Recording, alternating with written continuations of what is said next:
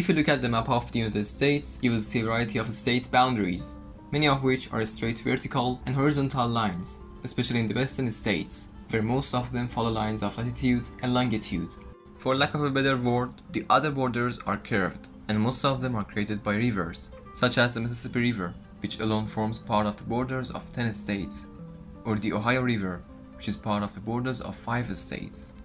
But in the meantime, you will also see appendages that protruded from the sides of the states and caused the asymmetrical formation of a state and penetrated into the neighboring states, which is called the panhandle of a state. So, how did these states get their panhandles? Welcome to another video from the Geography Tour channel. First we go to Florida, in the southeast of the United States, where the panhandle forms the northwestern part of this state, which geographically looks like the panhandle should be part of Alabama. But how did this part of the country remain with Florida, a place that obviously cut off from the rest of the Sunshine State? Therefore, the origin of this issue goes back to before the arrival of the Europeans, which was initially inhabited by Native American tribes, and tribes such as the Appalachians lived in this region and were busy in agriculture, hunting, and fishing. Then the early 16th century saw the arrival of Spanish explorers such as Hernando de Soto in the 16th century, leading to Spanish colonies and military posts in the 1690s. But after the 7 Years' War in 1763, Britain took control and divided Florida into East and West Florida, and after the American Revolution, Spain took Florida back in 1783, but in 1821 handed over to the United States. But disputes over the Panhandle, especially with Alabama, continued as solid state boundaries in the United States, and at least 11 attempts were made from 1811 to 1901 by residents of Western Florida and Alabama to join the two areas into one state. But there was no result, and Florida has been able to own this piece of land to this day. The Oklahoma Panhandle is a long, narrow region in the northwestern part of the state that was part of the territory of New Spain, and the Adams-Onis Treaty of 1819 between Spain and the United States set the western boundary of this part of the Louisiana Purchase at the 100th meridian.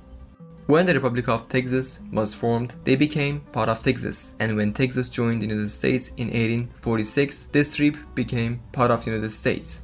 When Texas sought to enter the Union in 1845 as a slave state under the Missouri Compromise, federal law prohibited slavery north of the parallel of 36 degrees 30 minutes north. So under the Compromise of 1850, Texas had to leave its northland to become a slave state. That this 170-mile strip of land remained a neutral strip without any state ownership from 1850 to 1890, when the area was officially called the Strip of Public Land.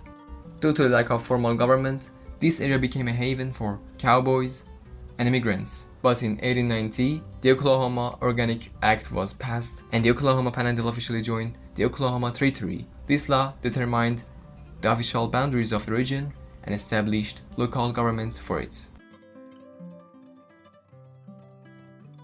The Alaska Panhandle, also known as Southeast Alaska, is a narrow and long region in the southeast of the state of Alaska that penetrates southward into British Columbia and eastward into the uniformity of Canada.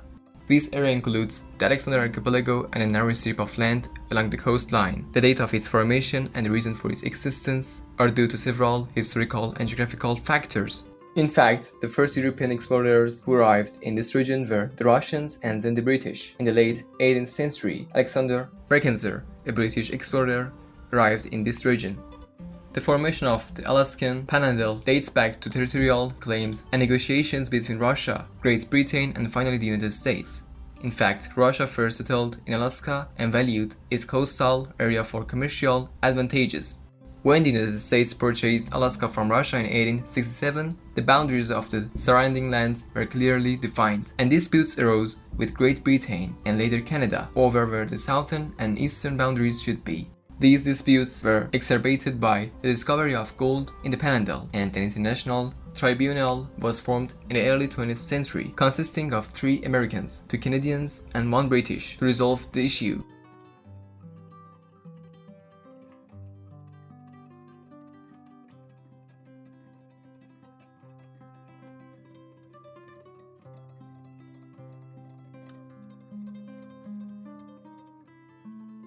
Connecticut's Panhandle, a 48 square mile area in the southwest corner of the state, is the result of historic treaties and negotiations dating back to the 17th century, beginning with the Treaty of Hartford in 1650, which attempted to establish boundaries between New Amsterdam and the Netherlands, which is now New York, and to create British colonies, but it was never approved in England.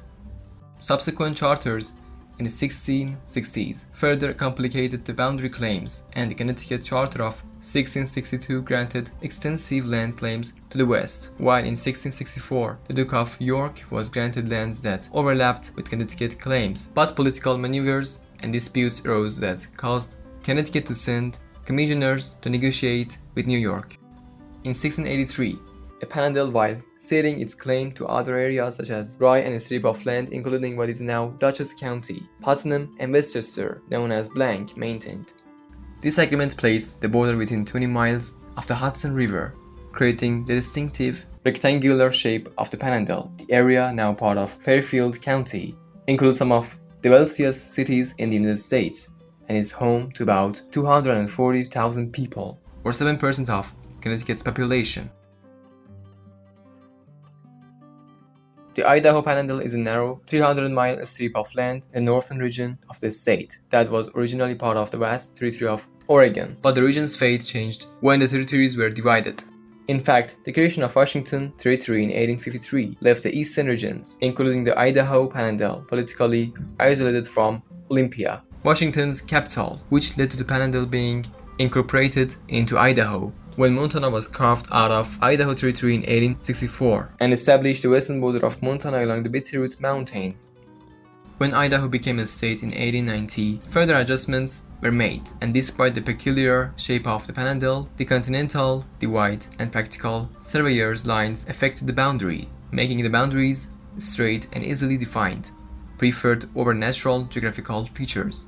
The unique configuration of the Idaho Panhandle serves as a buffer between Montana and Washington and includes significant cities and counties that account for about 20% of Idaho's population. While fables of savior, faults, and lively collaborations strengthen this history, the creation of the Panhandle was ultimately the result of territorial negotiations and practical mapping decisions during the westward expansion of the United States.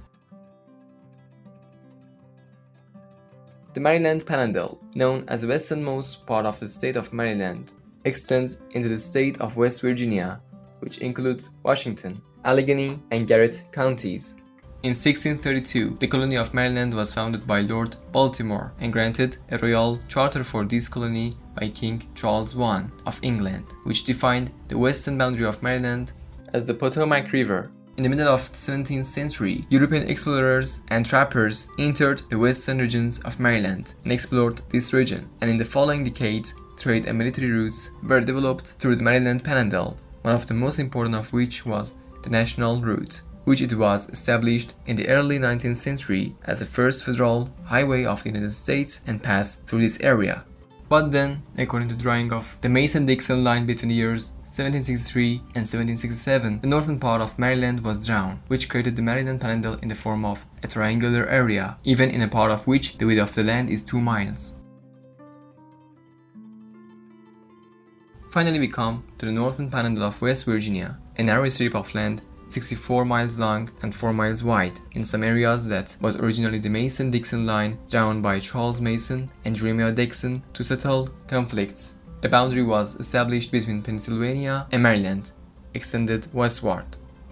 In 1779, Pennsylvania and Virginia agreed to extend the line to the Ohio River, but in 1784 Virginia relinquished its claim to lands north and west of the Ohio River and established its new boundary along the river, which ultimately preserved the Panhandle between Pennsylvania and the Ohio River.